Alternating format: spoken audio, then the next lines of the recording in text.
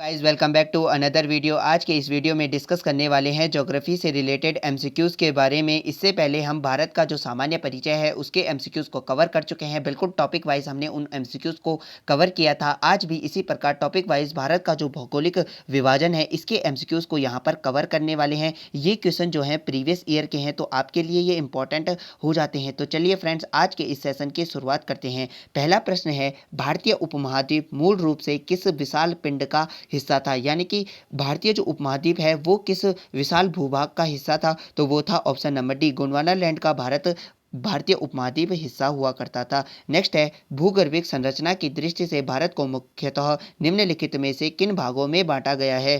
तो बात करें भूगर्भिक संरचना की दृष्टि से भारत को कितने भागों में बांटा गया है, तो वो बांटा गया है 3 भागों में। कौन कौन से? हिमालय पर्वतीय क्षेत्र में, उत्तर का मैदानी भाग और दक्षिण का प्रायद्वीपीय पठार। इन सभी तीनों भागों में इसे बांटा गया है। तो ऑप्शन नंबर डी यहाँ पर राइट आंसर हो जाएगा। ध्यान रखेंगे कि भूगर्भिक संरचना की दृष्टि से भारत को 3 भागों में बांटा गया है। नेक्स्ट है, हिमालय का निर्माण समांतर वलय होगा। यहाँ पर हिमालय का निर्माण समांतर वलय श्रेणियों से हुआ है।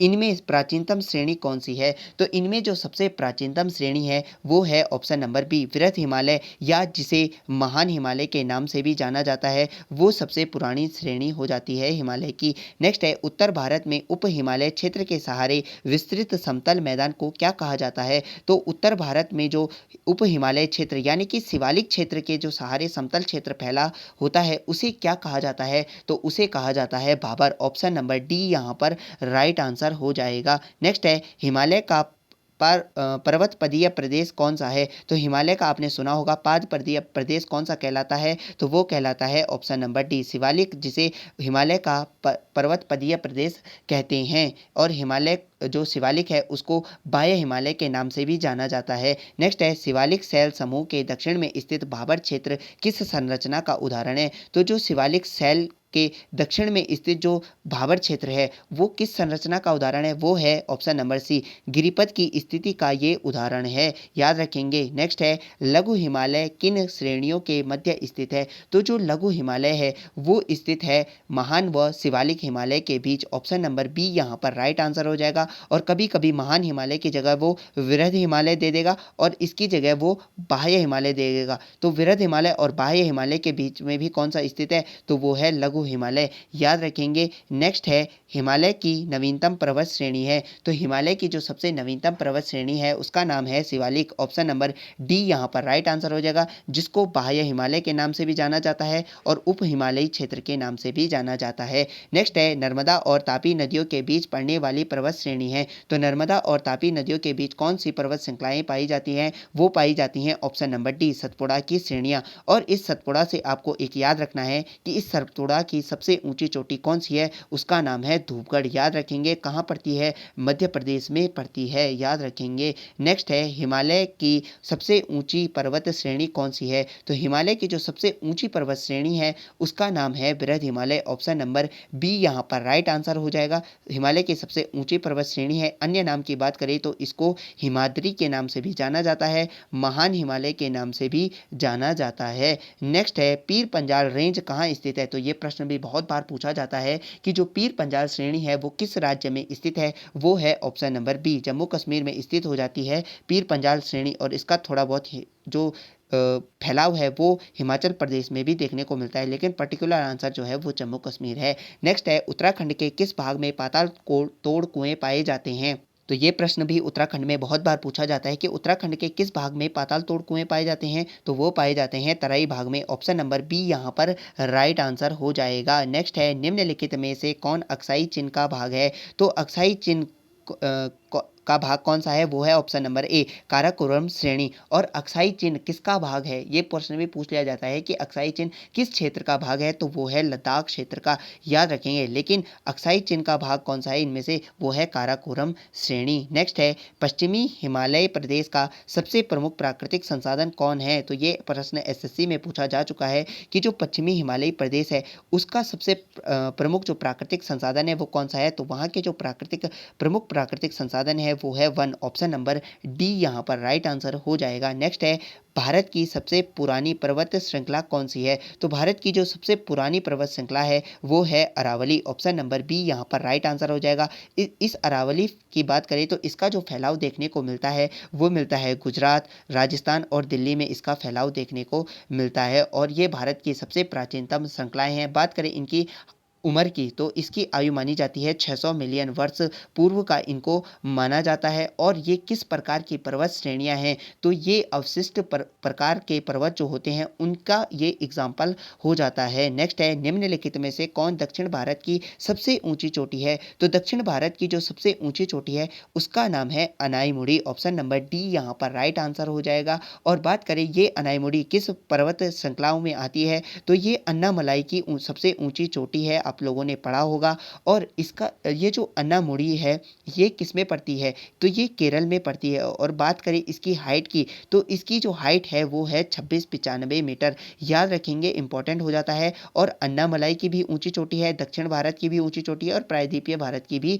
सबसे ऊंची चोटी कौन है? अनाईमुड़ी, नाम याद रखेंगे, इंपॉर्टेंट चोटी है। नेक्स्ट है पश्चिमी और पूर्वी घाट कहाँ मिलती हैं? तो आप लोगों ने प्रश्न पढ़ा होगा कि पूर्वी और पश्चिमी घाट को मिलाने वाली जो श्रृंखलाएं हैं उन्हें कहा जाता है, ऑप्शन नंबर ए नीलगिरी की जो पहाड़ियां हैं वो पश्चिमी और पूर्वी घाट को मिलाने का कार्य करती हैं, याद रखेंगे। और बात करते हैं नीलगिरी की जो पहाड़ियां हैं इनके फैलाव की, तो इनका फैलाव जो तमिलनाडु में पाया जाता है, केरल में पाया जाता है और साथ में कर्नाटक में भी ये पाया जाता है, तो फैलाव भी याद रखेंगे। नेक्स्ट है सह्याद्री को और किस नाम से भी जाना जाता है? तो आप लोगों ने पढ़ा होगा पश्चिमी घाट का ही दूसरा नाम क्या है? सह्याद्री, ऑप्शन नंबर बी यहाँ पर राइट आंसर हो जाएगा। नेक्स्ट है इलायची की पहाड़ियाँ किन राज्यों के मध्य सीमा बनाती हैं? तो इलायची की जो पहाड़ियाँ हैं जिन्हें कार्डमम माउंटेन्स भी कहा जाता है वो किन राज्यों के मध्य सीमा बनाती हैं? वो बनाती हैं केरल और तमिलनाडु के मध्य, ऑप्शन नंबर ए यहाँ पर राइट आंसर हो जाएगा। इस प्रकार से भी पूछ लिया जा सकता है कि केरल और तमिलनाडु के मध्य कौन सी पहाड़ियाँ मिलती हैं? तो इलायची की पहाड़ियाँ वहाँ पर पाई जाती हैं। नेक्स्ट है सेवरॉय की पहाड़ियाँ किस राज्य में स्थित है? तो बहुत बारी ये प्रश्न पूछा जाता है कि जो सेवरॉय हिल्स हैं ये किस राज्य में स्थित हैं? तो ये है तमिलनाडु में, ऑप्शन नंबर बी यहाँ पर राइट आंसर हो जाएगा। नेक्स्ट है भारत की सबसे ऊंची चोटी कौन सी है जो पूरी तरह से भारत में स्थित है?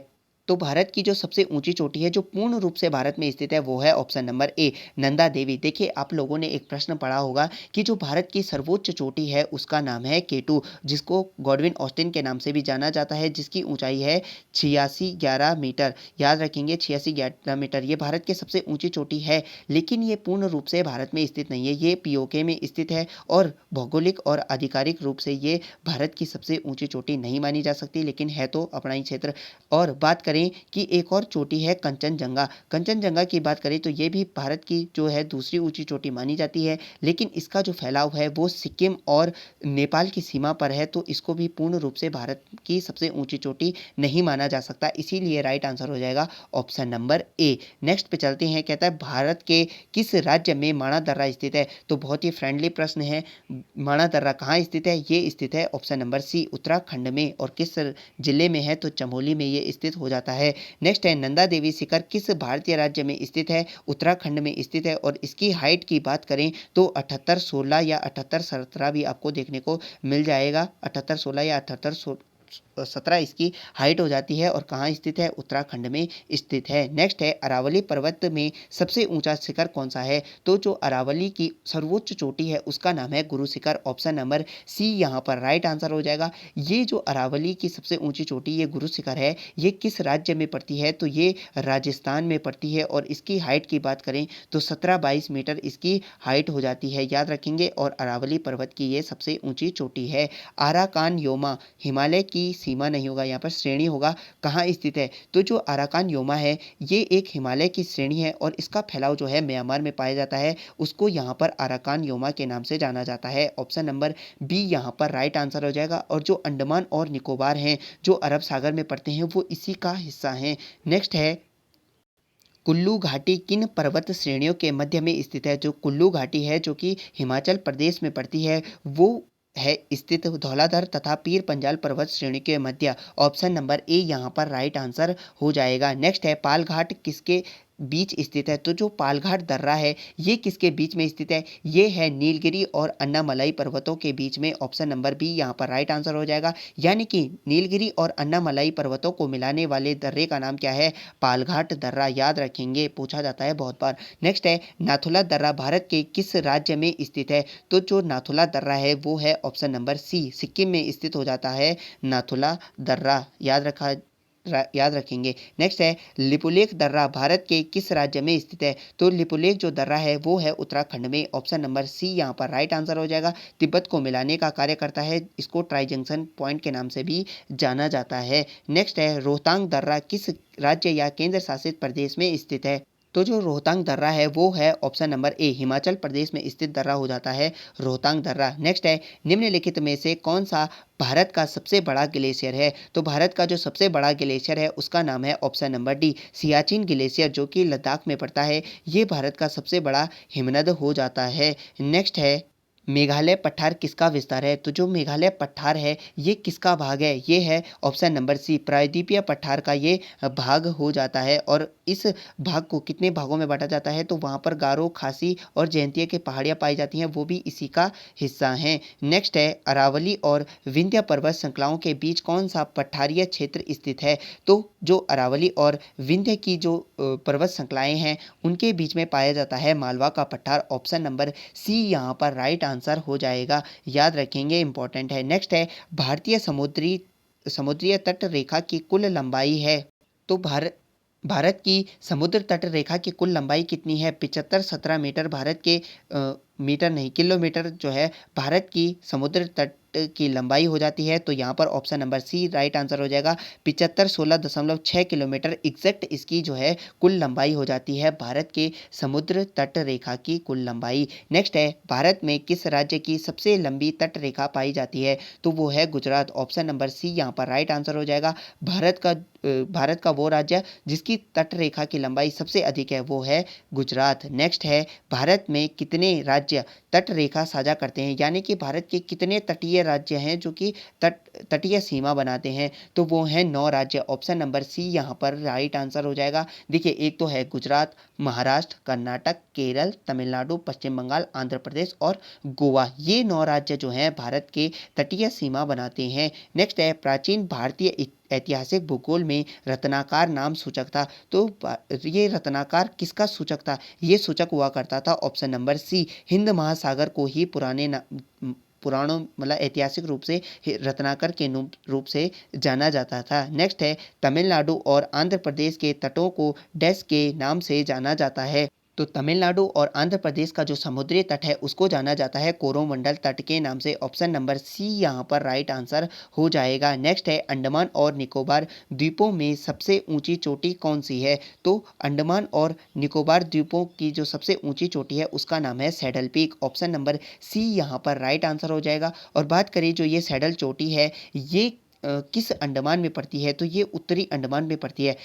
पड़ती तो ये अंडमान और निकोबार में है, लेकिन एग्जैक्ट पूछा जाएगा तो ये उत्तरी अंडमान में पड़ती है। और इसकी हाइट की बात करें तो 732 मीटर इसकी कुल हाइट हो जाती है। याद रखेंगे। नेक्स्ट है अंडमान और निकोबार द्वीप समूह किस जल स्रोत में स्थित हैं? तो अंडमान और निकोबार जो द्वीप समूह हैं ये बंगाल की खाड़ी में स्थित हैं। ऑप्शन नंबर बी यहाँ पर राइट आंसर हो जाएगा। बंगाल सागर या बंगाल की खाड़ी में ये स्थित हो जाते हैं अंडमान और निकोबार द्वीप समूह। और बात करें लक्षद्वीप की, तो लक्षद्वीप कहाँ स्थित है? लक्षद्वीप है अरब सागर में स्थित। याद रखेंगे, पूछे जाते हैं। नेक्स्ट है 10 डिग्री चैनल किसके बीच पाया जाता है? तो 10 डिग्री चैनल किस किस को अलग करता है? ये अंडमान को निकोबार से अलग करता है। अब यहाँ पर उसने एग्जैक्ट दे रखा है कि किस अंडमान को किस निकोबार से अलग करता है। तो 10 डिग्री चैनल जो है वो लिटिल अंडमान को कार निकोबार से अलग करता है। याद रखेंगे, चैनल भी पूछ लिए जाते हैं। नेक्स्ट है बैरन द्वीप डैश में स्थित है? तो आपको बताना है कि जो बैरन द्वीप है वो कहाँ स्थित है। ये स्थित है अंडमान द्वीप में। ऑप्शन नंबर बी यहाँ पर राइट आंसर हो जाएगा। और कभी कभी अंडमान द्वीप न देकर वो बंगाल की खाड़ी दे देता है। तो बैरन द्वीप कहाँ स्थित है? बंगाल की खाड़ी में। और भारत का एकमात्र सक्रिय ये ज्वालामुखी हो जाता है। नेक्स्ट है निम्नलिखित में से कौन सा एक प्रवाल द्वीप है? तो कोरल द्वीप इनमें से कौन सा है? तो राइट आंसर हो जाएगा ऑप्शन नंबर ए, लक्षद्वीप जो है वो प्रवालों से निर्मित द्वीप है। याद रखेंगे, कोरल द्वीप है। नेक्स्ट है भारत और श्रीलंका के बीच एक द्वीप है। तो भारत और श्रीलंका के बीच में इनमें से कौन सा द्वीप पाया जाता है? वो है पंबन द्वीप। ऑप्शन नंबर ए यहाँ पर राइट आंसर हो जाएगा, जिसको रामेश्वरम द्वीप के नाम से भी जाना जाता है। ये भारत और श्रीलंका के बीच में एक द्वीप हो जाता है। नेक्स्ट है, निम्नलिखित में से किस क्षेत्र में बनिहाल दर्रा स्थित है? तो बनिहाल दर्रा जो है ये कहाँ पाया जाता है? ये है पीर पंजाल श्रेणी में। ऑप्शन नंबर डी यहाँ पर राइट आंसर हो जाएगा। और आपको एक आंसर करना है कि ये जो बनिहाल दर्रा है ये किस राज्य में पड़ता है? तो राज्य आप लोग कमेंट बॉक्स में आंसर करेंगे।